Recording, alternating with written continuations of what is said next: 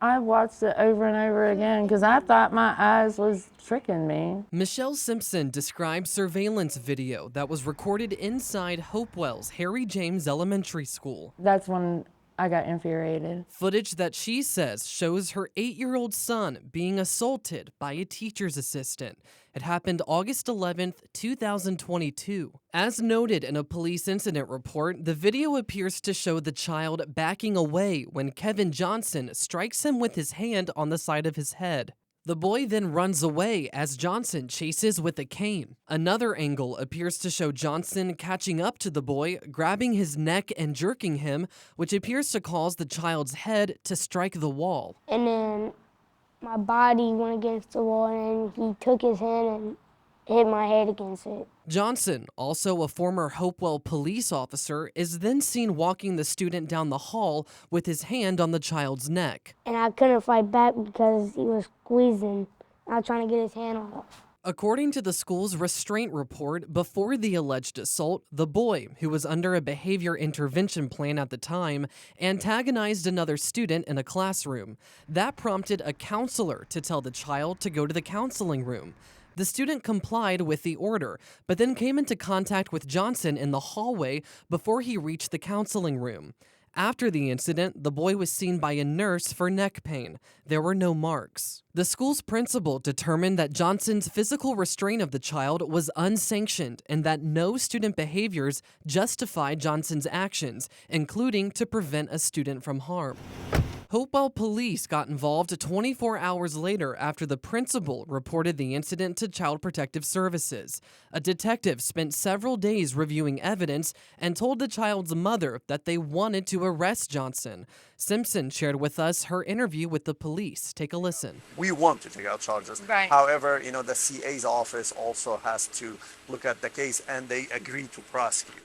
The report ultimately states that police, the deputy Commonwealth's attorney, and a magistrate all decided there was probable cause. And on August 23rd, 2022, Johnson was charged with misdemeanor assault. I think the video kind of speaks for itself. CBS 6 legal analyst Todd Stone viewed the footage, and he agrees that sufficient evidence exists. What I see is a slap of the student, and then the student ran after that. So that's the sort of thing that would normally go before a judge and have a judge decide. But that never happened. 2 months after the incident, Simpson received a surprising update from the detective. He tells me it's been all pressed, and he was just as in shock as I was. Hopewell's top prosecutor had decided to essentially drop the charge. Now, I came here to the Hopewell courthouse to try and speak with Commonwealth's attorney Rick Newman about this case. Inside of his office, he told me that this was not a story and that he does not have to explain himself to me. But I did obtain this email thread from May 2023, months after the fact, where Newman says his former chief deputy authorized the charge too soon, as in the very next day, though police records show he authorized the charge 12 days later. Newman says that part of his decision was based off the school and Child Protective Services determining that there was no finding of child abuse or criminal conduct, but Stone says that's not their job. CPS and school don't do criminal investigations, and they don't make criminal findings. A Hopewell Social Services report also showed that CPS determined there was not a preponderance of evidence to show that Johnson purposely caused the boy to hit his head. Trying to find whether there's child abuse under CPS definitions or whether or not something's justified under a school, conduct code. That's different than a criminal case. In his email, Newman writes he did not believe Johnson had intent to assault the child, rather protect him. And if Simpson disagrees, she can try to take out the charge again through a magistrate, and he would appoint a special prosecutor to the case. Why didn't you do that in the beginning? Despite feeling defeated by the process, Simpson took Newman's advice and went back before a magistrate this month, and they reauthorized an assault charge against Johnson. More than 1 year later, Simpson says she just wants her day in court. How am I supposed to trust the justice system here? Hopewell City Schools says Johnson never returned to Harry James Elementary after the day of the incident, and he officially separated from the division in December. Now, I asked Johnson for a response to the charge against him, and he says since this case is active and involves a child, it would be inappropriate for him to comment. We also asked Newman if he plans to request a special prosecutor for this case, like he said in that email, but we have not heard back. In the studio, I'm Tyler Layne, CBS 6 News. Le habían disparado. Through tears, Blanca Sandoval recounts getting the scariest phone call of her life. They called me and told me that my child had been shot and I had to be there urgently, and I thought my child was going to die. Her child is Victor Sandoval, the 16-year-old sophomore student who was shot in the parking lot of Richmond's George Wythe High School on April 27th.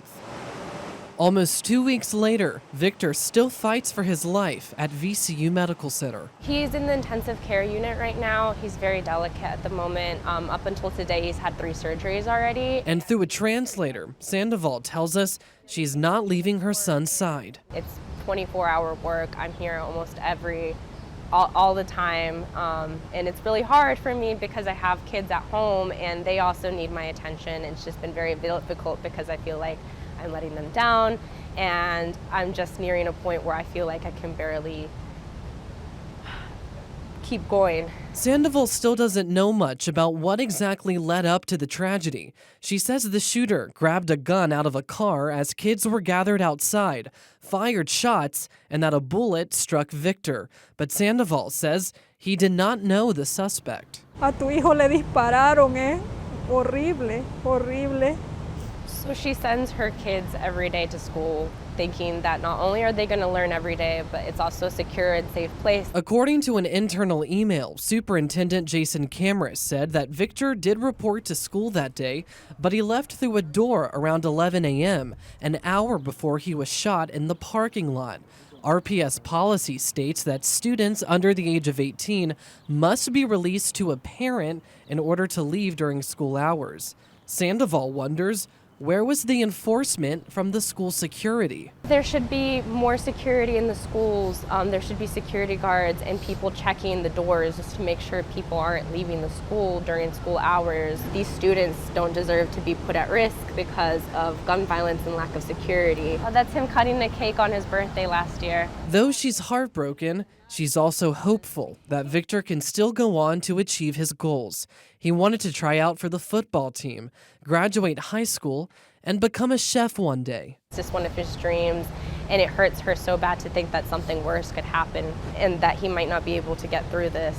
Demasiado daño, demasiado. Her message to other parents out there: just to dedicate more time and care to your kids. Just make sure that they're educated on the dangers of weapons and guns especially.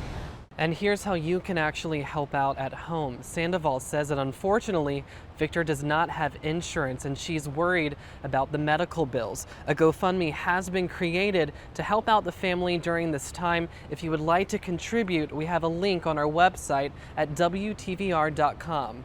Here in Richmond, I'm Tyler Layne, CBS 6 News.